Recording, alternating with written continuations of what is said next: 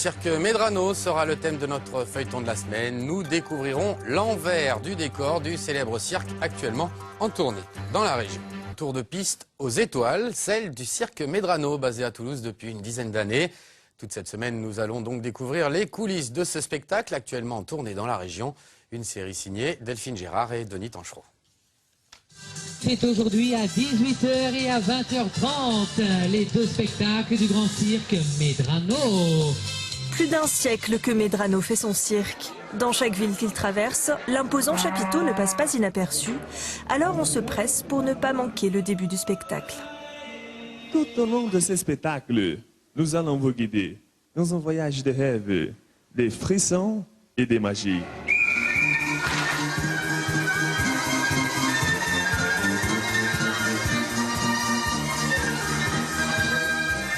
Moi et ma fille, dès qu'il y avait un cirque, on y allait. Voilà. Et elle a toujours envie d'y aller à 12 ans.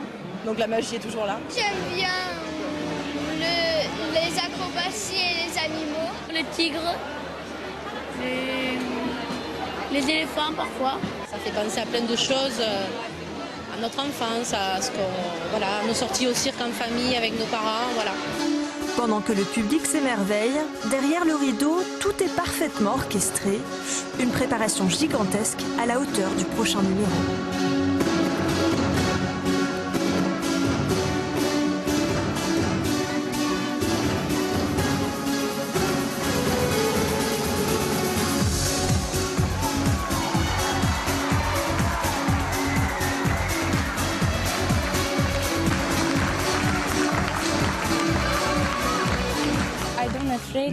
Je n'ai pas peur car je ressens l'éléphante.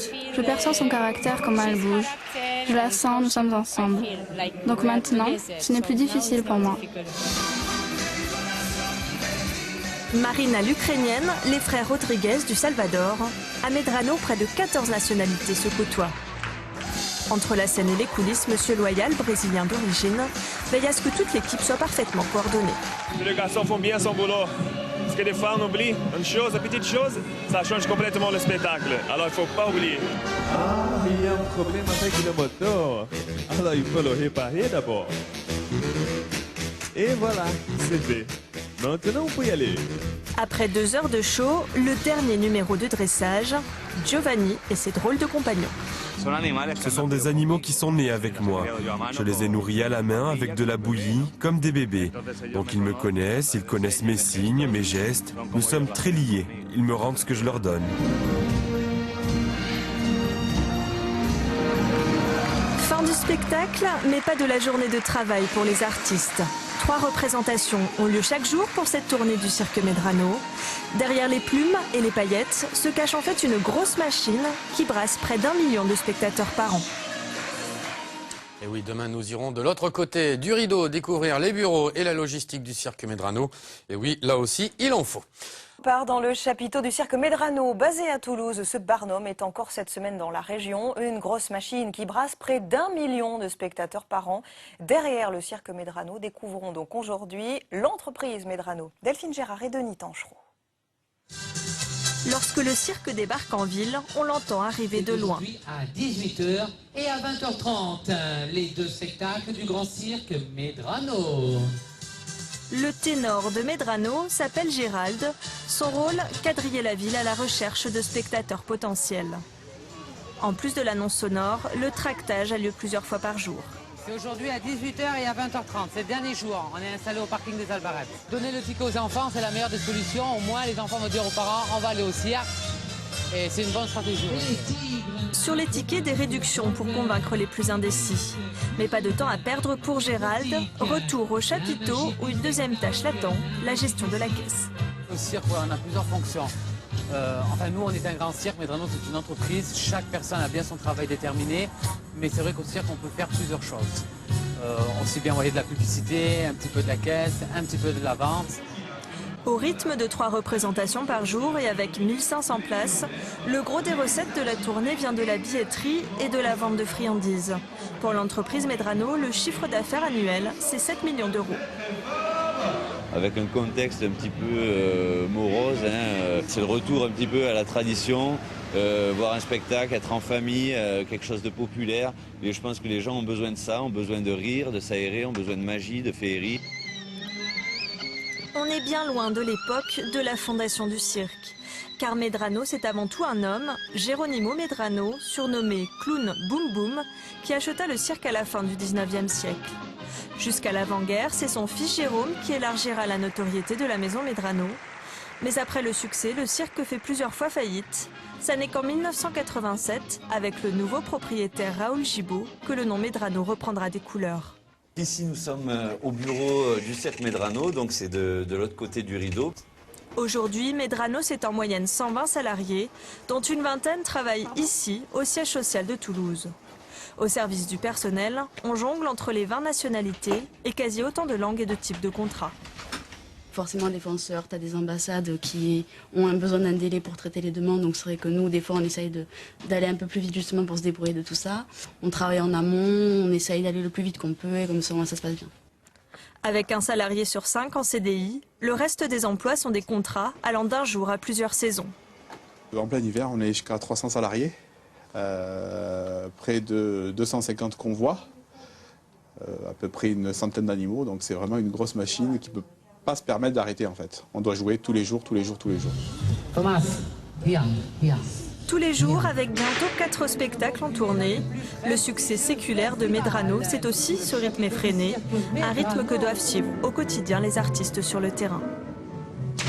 Et demain, nous retrouverons les artistes sur la piste. Poursuivons notre feuilleton de la semaine, consacré, vous le savez, au cirque Medrano. Nous étions hier dans les coulisses de l'entreprise. Aujourd'hui, nous découvrons le cœur de métier, les artistes.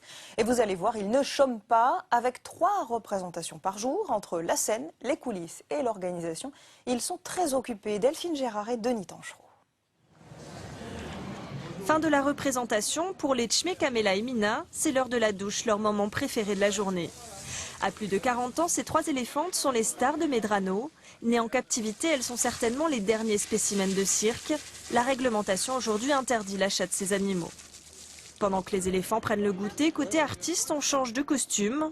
À peine les spectateurs sortis, Monsieur Loyal doit déjà accueillir les prochains. Nettoyer un peu la salle, ranger les chaises, mettre tout en place. Et maintenant, on commence à placer les gens.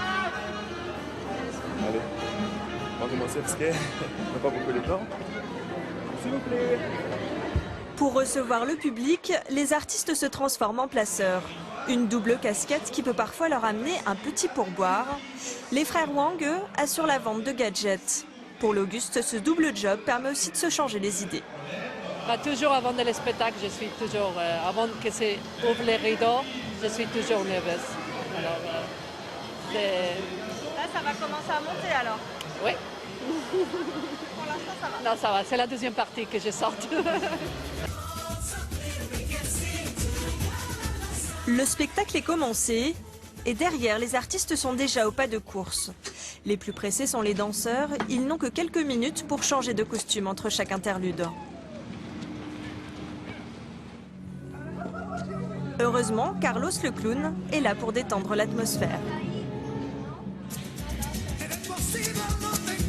Il profite de son personnage car dans une petite heure, il aura changé de costume pour mettre son masque et se transformer en célèbre Zorro. On décompresse, et de temps en temps, c'est comme c'est une routine tous les jours. Il faut toujours aussi s'amuser, quoi. En même temps aussi s'improviser, faire rire les autres. Bon, en même temps, ça fait réfléchir aussi pour trouver des idées, parce que moi j'aime beaucoup aussi improviser.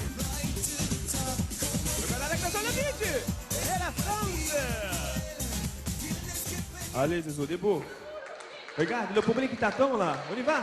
Debout. À la sortie de piste, les animaux sont vite rentrés dans leur cage. Pas de temps à perdre car ce soir, le cirque change de ville. Et après, là, vous faites quoi? Préparation, manger pour les chiens, tout ça. Michael se dépêche, il doit être le premier du convoi à partir. À la sortie de scène, le compte à rebours commence. Une longue nuit attend les artistes et surtout les petites mains du chapiteau. Et demain, vous verrez que le cirque ne s'arrête jamais, même la nuit, avec le démontage et remontage du chapiteau de 1500 places. Par sous le chapiteau du cirque Medrano, les caravanes, les artistes et la ménagerie parcourent plusieurs dizaines de kilomètres par an sur des routes de France. Une organisation monumentale. Delphine Gérard et Denis Tanchereau. Juste après leur numéro, les artistes ne perdent pas de temps. Direction les caravanes, une longue étape les attend. Maintenant, c'est 78 km pour cette nuit. Je m'endors déjà. 3 cafés minimum, 3 cafés pour pouvoir conduire. J'espère qu'on ne va pas avoir d'accident. Monsieur Loyal, lui, assure la fin du spectacle en même temps que le rangement. Imagine même pas qu'est-ce qui se passe derrière pendant qu'elles sont en train de s'amuser là. Hein. Voilà, il y a du boulot. Hein. Il y a du boulot. Demain, on part ce soir. Demain, on a des spectacles déjà. Alors, il faut être prêt. Il faut que ça soit vite. Les animaux sont les premiers du convoi à partir. Ils sont donc montés dans les camions dès la sortie de scène. Pendant cette étape, Juan, le dresseur de perroquets, est particulièrement vigilant. C'est un camion complètement aménagé pour une installation correcte des animaux. Il y a une caméra de surveillance. Quand je conduis, je peux voir ce qui se passe à l'intérieur pour m'assurer que tout soit parfait, qu'il n'y ait aucun incident sur le chemin. Le spectacle terminé, c'est au tour des démonteurs de passer à l'action. Comme des fourmis, chacun des 40 machinistes sait parfaitement ce qu'il doit faire. Les 1500 sièges du chapiteau sont retirés en un temps record. 5 heures après la fin de la représentation, la structure est complètement démontée.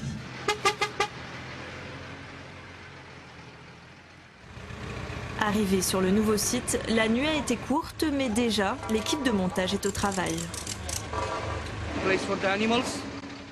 La place des animaux, c'est très important. Puis on décide de l'emplacement des caravanes, des artistes et des couchettes pour les machinistes. Bien sûr, nous sommes professionnels, on sait exactement où chacun doit aller. Pour ce travail de placement, l'équipe logistique a un allié de taille. Boubou, le chien de Gérald, qui ne laisse passer aucun centimètre de trop, car tout est précisément calculé. La façade du cirque, c'est là où les gens arrivent. Alors, quand on le peut, quand les places sont belles, on essaye de faire une belle façade avec des camions bien droits, bien alignés. Et surtout que c'est le premier lieu où les gens arrivent, c'est la caisse. Alors il faut que ce soit bien installé et surtout qu'elle soit bien placée, que les gens ne cherchent pas la caisse. En 5 heures, le chapiteau est debout. Et pendant que le montage se termine, les artistes, eux, se reposent avant une nouvelle journée de travail bien remplie.